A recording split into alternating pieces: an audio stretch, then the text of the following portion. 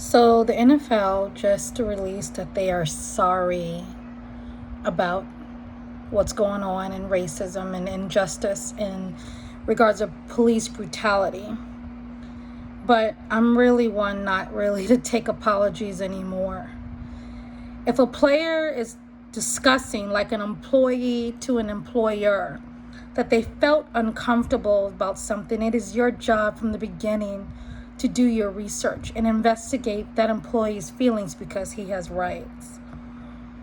With the NFL now just apologizing and accepting the fact that they were wrong, what they did was ignore his rights.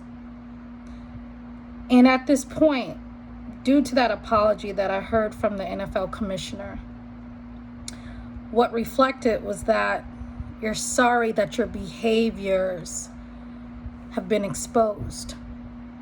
And like you said, if it wasn't for blacks, quote for quote, that's the term you use, if it wasn't for blacks, there would be no NFL, which is why for me, since birth, I've never watched it because it always resembled the draft, specifically always resembled when a black man was being looked at from the top of his head to the bottom of his feet with his chest pressed out and his nose up just to see if who's going to buy him first.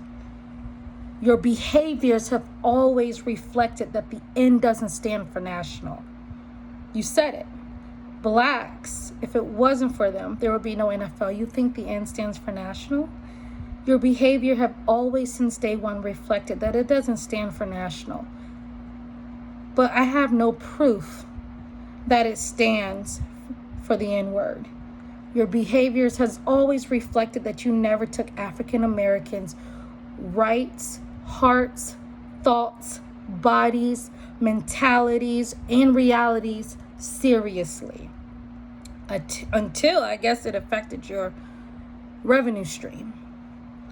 And I've always challenged, for people who know me, I've always challenged people to stop watching the NFL because it's, you know who's at the top, and it ain't us. We play at the bottom.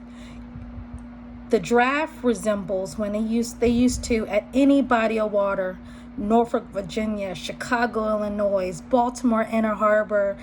I can go on and on where there's a body of water where they would separate the black man from the black woman and decide who's getting what. But what we did know was that woman was going with their kids, if that. And then that black man was going to be separated elsewhere, which is the generational curse that we've been dealing with since day one. But what they've done with the NFL was put a suit on it with a fat check and called it national. But your behaviors have always reflected that it's not national.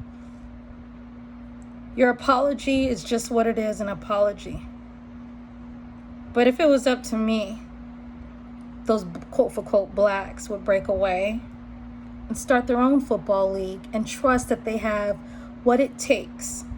The exact same fight that they use currently. They have what it takes to start their own football league and gain just as much fans and gains just as many publicity stunts and revenue streams, maybe even more. And then eventually you would want to join them instead of them wanting to join you because your behaviors has reflected that they were never listened to. And typically in corporate America, when that happens, the employee leaves the company. They don't tolerate it. They can't. They mentally have nightmares. They're mentally distraught. They can't go to work knowing that they are working for a company that don't listen to them. That at any moment they can be fired because you're just making this up. Just like the NFL did. And at this point, all NFL players has the right to leave and do better on their own if they trust each other, incorporate each other, start your own business, your own league, and then maybe I will watch football at that point. But until then, until the behaviors have changed, until we are no longer checking what race we are on job applications to make sure that they meet quota for diversity, I say it's just an apology, and that's it. Put your money where your mouth is. Invest in a new league if you really are sorry. I'm tough. That's because I had to be. Goodbye.